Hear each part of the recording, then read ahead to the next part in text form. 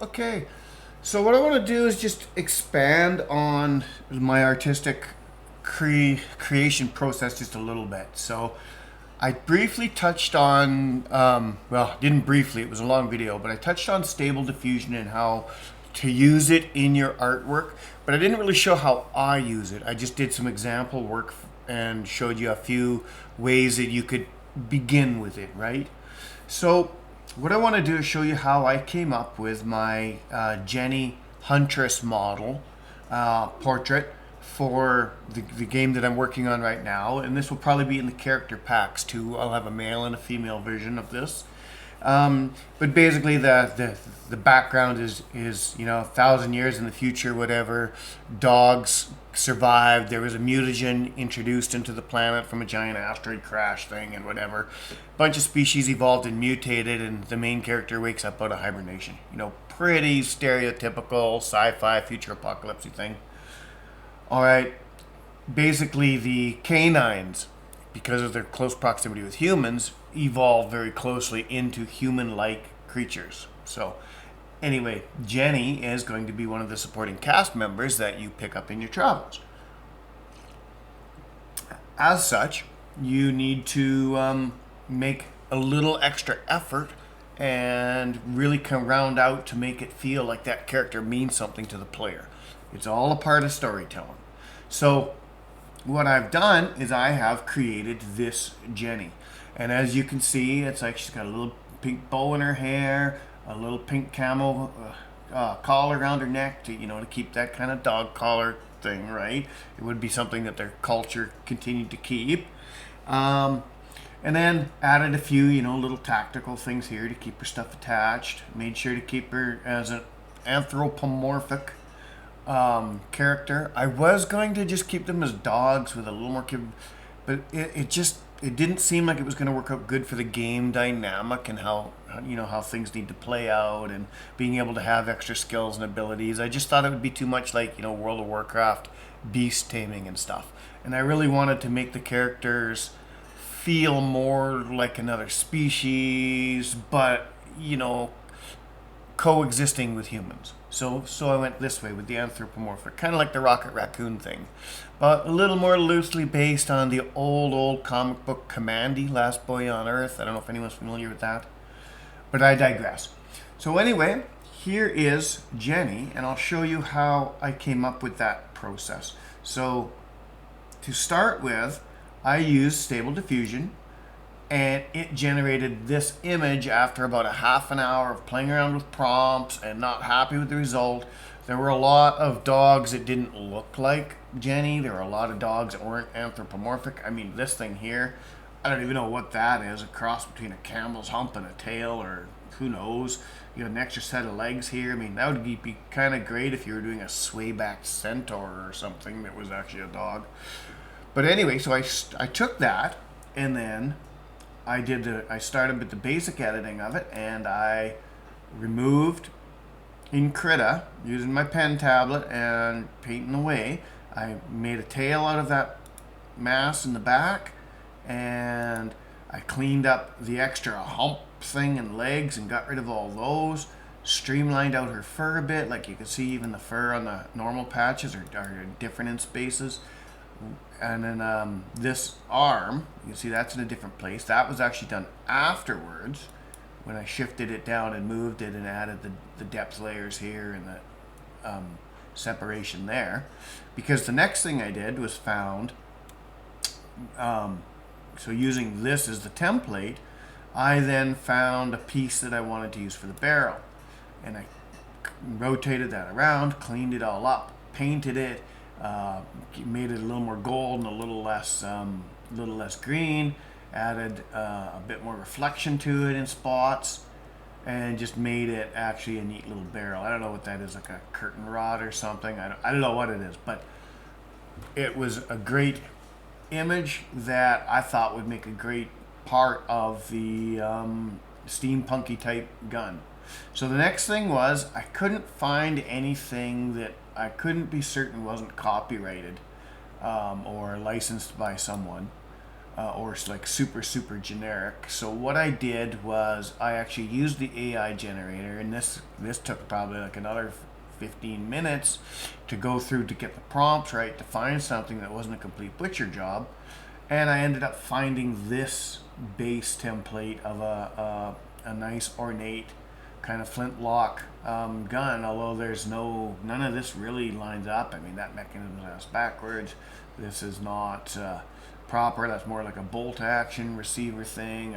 This barrel coming off the front here, I don't even know what that's supposed to be.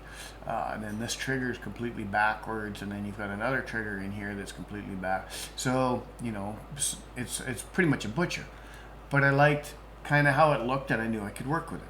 So then I took that, cleaned it up, removed a bunch of parts, got it all kind of titled up to where it was kind of like a bolt action rather than a flintlock, and it was cleaned up, had all the triggers removed and corrected and fixed, and all of the flintlock working okay, flipped around here this way. And then I did some color fixing on here. You know, I added some of the brass colors and stuff. See how that's more of a darker and like a coppery.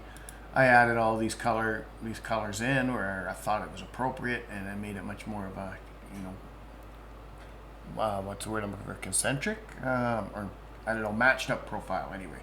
So I got that all kind of matched up there.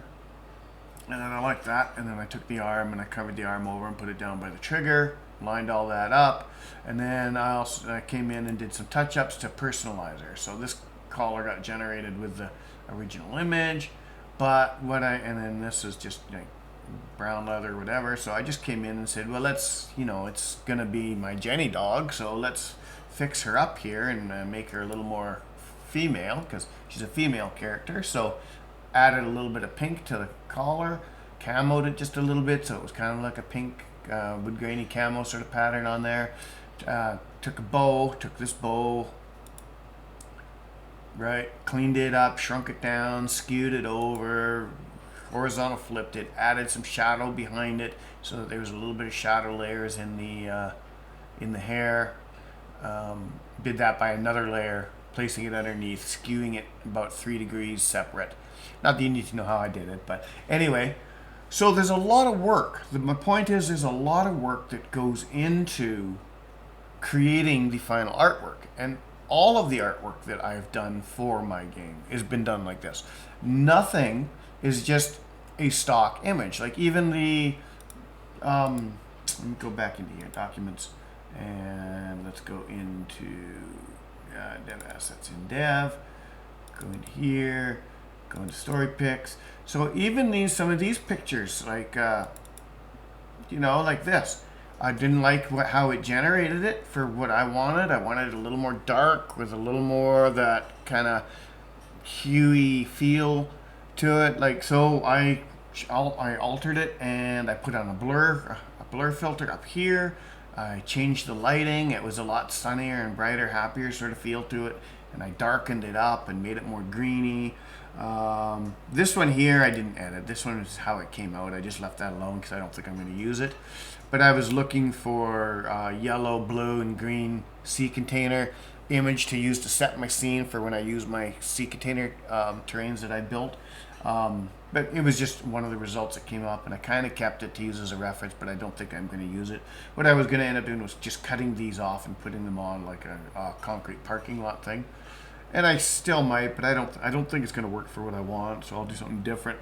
I'll probably just use a single CCAN rendering or two, and then alter the hue tones in them, fix that up. Anyway, another one here, this one here.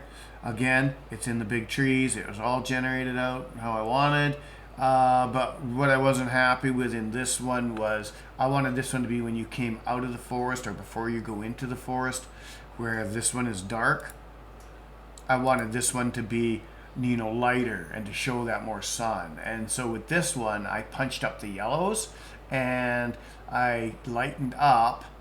I did a gradient filter and I lightened up the top sky a little bit more. What I should have probably done, and I might still do it, is actually make that a little bit more bluish in these areas. I'll just mask those out with an alpha mask and probably just punch the blue saturation up just a tiny bit, just to make it a little more bluey, so that when you do make that transition into the forest where it's darker and more foreboding, that you've got that real distinction between the scenes, right? Lighting, color, atmospheric effects, all those things, along with music, which I haven't even got anywhere near yet. Telling you about that, because I'm not near working with it yet. But when I get to that point, I'll cover that in depth. But it really goes over. It's all plays together to set your scene, and it's all about, again, it all comes back to storytelling, engaging the player, and making them feel like they're in the universe, making them feel like they're engaged in the scenario and invested in it. Which that brings me back to the Jenny character. I mean, look at that. Look at how cute she is. Look at that. She's looking at you. It's like everything pops. She's got her own style and character. You could tell, that there's a backstory behind this character, right? She's a huntress, She's out there. She takes pride in her gear. She's still feminine. It's like there's this character in that image. And that's what you need to portray. You need to make your players invested in your story. Anyway, on that note, I am going to end this one, but I just wanted to kind of do a quick follow-up there to just, the other one drags on. And so even if you don't watch the other one, you get an idea here of what you can do. And the fact that, yes, you can use the artificial intelligence to create some imagery, but it's only ever a baseline. It's never a final product. You need to work with it. You need to put your passion into it, and you need to use your artistic abilities if you have any, and if you don't, somebody else might. Make it your own. Make it pop. Give it that feeling, that life. I mean, there's such a difference between that picture and that picture, right? Like, I mean, this one's got life, character, spunk. This one, it's like, well, it kind of sort of built something that is a starting off point. You could use that as a starting off point. So anyway, on that note, I'll let you go, and we'll see you in the next one.